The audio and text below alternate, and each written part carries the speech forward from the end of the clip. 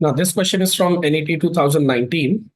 Question में पूछा गया in which case change in entropy is negative. In short आपसे डेल्टा एस नेगेटिव किस स्टेट में होगा ये पूछा गया, या फिर आप इसको ऐसे भी देख सकते हो कि delta S must be less than zero. दोनों में से आप किसी भी टर्म्स में इसको सॉल्व करो, मीनिंग सेम ही रहेगी।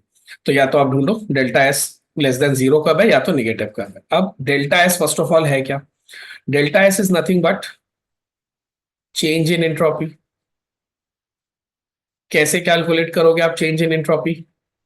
किसी भी चीज का चेंज हमेशा उसकी final value minus initial value से निकाला जाता है। अब इंट्रोपी क्या है थोड़ा वो भी देख लेते हैं। S is nothing but measure of disorder, या फिर आप एक और वर्ड यूज कर सकते हो रैंडमनेस ऑफ अ सिस्टम। जब आप किसी भी चीज की इंट्रोपी देखते हो तो बेसिकली आप ये देखते हो कि चीज ज्यादा डिसऑर्डर्ड हो रही है या फिर वो डिसऑर्डर से वो ऑर्डर की तरफ आ रही है। तो अगर हम ये चारों ऑप्शंस की बात करें तो पहला ऑप्शन देखिए।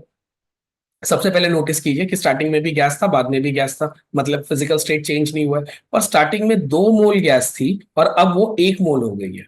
अगर 2 मोल गैस होगी, मान लीजिए 2 मोल गैस इतनी होती है, ऑब्वियस है कि इसका रैंडमनेस ज्यादा होगा। अब अगर मैं ये गैस को हाफ कर दूं, बस इतनी सी गैस लो, अब आप खुद कंपेयर कीजिए कि अगर ये S1 है और ये S2 है, ऑब्वियसली S2 कम है।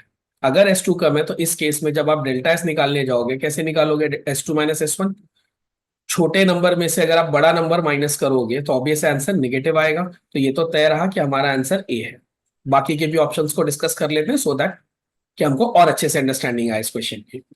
अगला है evaporation of water. Evaporation water का जब भी होता है हम सब जानते हैं कि वाटर लिक्विड स्टेट से किस स्टेट में जा रहा होता है?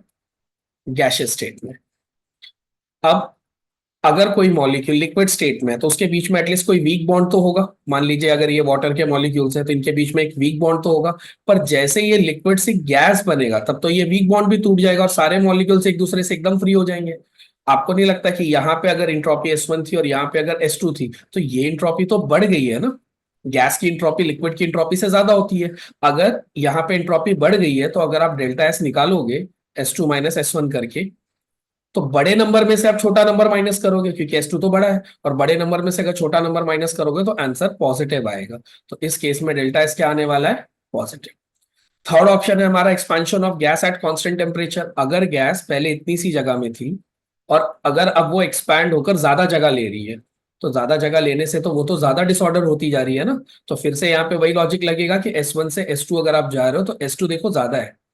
फाइनल जो उसका स्टेट है वहां पे उसकी एंट्रोपी बढ़ गई है। क्यों? क्योंकि एंट्रोपी होती है डिसऑर्डरनेस या फिर रैंडमनेस। तो देखो फाइनली वो ज्यादा रैंडम हो गई है गैस। इस केस में भी अगर आप डेल्टा एस निकालोगे तो S2 माइनस S1 करोगे, फिर से बड़े नंबर में से छोटा नंबर जब आप माइनस करोगे तो ऑब्वियसली कि आंसर क्या आएगा?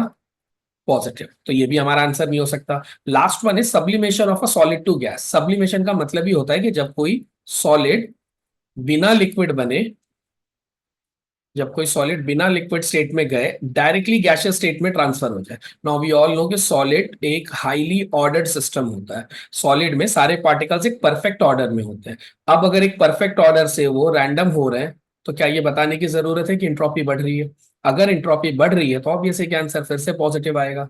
तो बाकी के तीनों केसेस में एंट्रोपी बढ़ रही है, और अगर एंट्रोपी बढ़ रही है तो ये तीनों केसेस में डेल्टा एस का वैल्यू पॉजिटिव आएगा। जबकि फर्स्ट वाले केस में ज्यादा गैस कम गैस में कन्वर्ट हो रही है। अगर ज्यादा गैस कम गैस में कन्वर्ट होगी तो एंट्रोपी कम होगी, और अगर एंट्रोपी कम होगी तो डेल्टा एस की वैल्यू निगेटिव आएगी या फिर लेस देन जीरो आएगी। So it was a easy question. I hope आपको समझ गया होगा।